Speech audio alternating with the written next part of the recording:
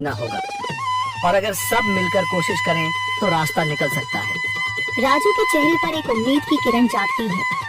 हाँ बाबा जी, अगर सब मिलकर काम करें तो हम पानी ढूंढ सकते हैं। हमने पहले कभी ये कोशिश ही नहीं की। लेकिन इतनी कठिन जमीन में नया कुआं खोदना आसान नहीं। मुश्किल जरूर है, नामुमकिन नहीं। अगर हम मिलकर काम करें तो ये हो सकता है। राजू खड़ा हो जाता है, उसकी आंखों में एक नई रोशनी है। तो फिर हम कल से काम शुरू करेंगे। मैं गांव के सभी युवाओं को इकट्ठा करूंगा, हम मिलकर नया कुआं खोदेंगे। यह कहते हुए वह शामू के साथ गांव के दूसरे युवाओं को बुलाने के लिए निकल पड़ता है। कहीं दूर से गरज की हल्की सी आवाज आती है, जैसे आकाश ने उनकी उम्मीदों की गवाही दे दी हो।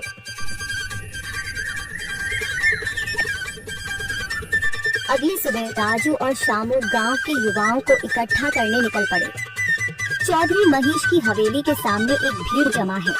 बाबा जी, संदरी, गांव के कुछ बुजुर्ग और किसान सभी मौजूद हैं। हम हाथ पर हाथ रखकर नहीं बैठ सकते। अगर अल्लाह ने हमें हिम्मत दी है तो हमें खुद पानी के लिए मेहनत करनी होगी। हम एक नया कुआं खोदेंगे। लेकिन राजू, क्या हमें यकीन है कि वहाँ पानी मिलेगा? बेटा, पानी जमीन के अंदर होता है, बस सही जगह खोदने की जरूरत है। हमने अपने बुजुर्गों से सुना था कि पुरानी नहर के पास जमीन नरम थी, शायद वही पानी हो। बाबा जी सही कह रहे हैं।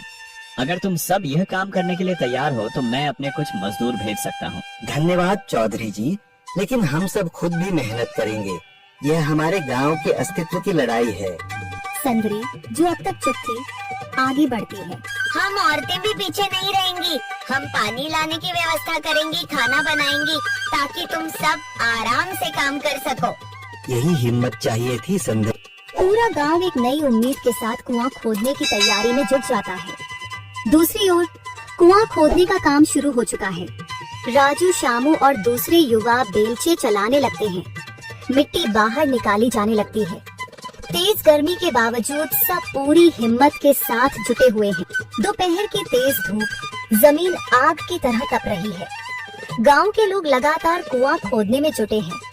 हाथ छिलने लगे हैं, माथे से पसीना बह रहा है, मगर किसी ने हार नहीं मानी।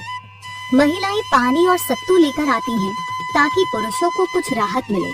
हमें और गहराई तक जाना होगा। अब तक सिर्फ सूखी मिट्टी और पत्थर ही निकल रहे हैं।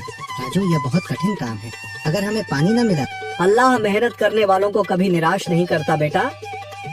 तुम सब अपनी कोशिश जारी रखो, पानी जरूर निकलेगा।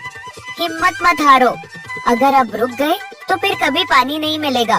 सभी फिर से जोश में आकर काम में जुट जाते हैं, मगर सूरज की तपिश बढ़ती जा रही है और कई लोगों की सांसें तेज चलने लगती हैं।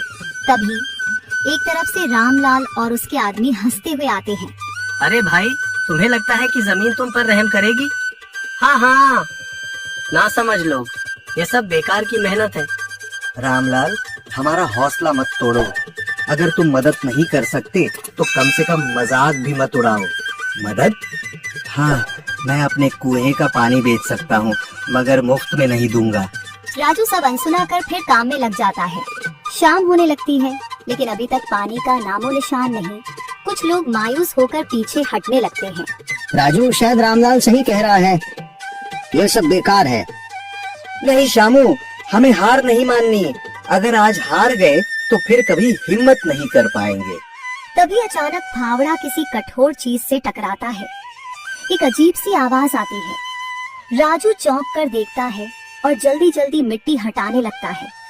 अचानक एक ठंडी लहर महसूस होती है। सभी लोग दौड़ कर आते हैं। जैसे जैसे मिट्टी हटती है, नीचे से गीली जमीन नजर आने लगती है। सब हैरान रह जाते हैं। सुभान अल्लाह, मैंने कहा था ना, अल्लाह हमारी मेहनत को छाया नहीं करेगा। राजू और बाकी सभी जोर लगाते हैं। कुछ ही पलों बाद अचानक मिट्टी के नीचे से पानी की एक छोटी सी धारा फूट पड़ती है।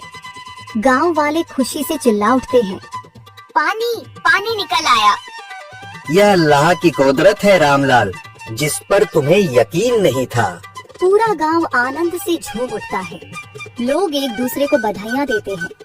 औरतें दुआ करने लगती हैं। कुछ दिन बीत चुके हैं। गांव वाले नए कुएं से पानी भर रहे हैं, खेतों को सींच रहे हैं और जिंदगी फिर से पटरी पर लौट रही है। मगर रामलाल अब भी अपनी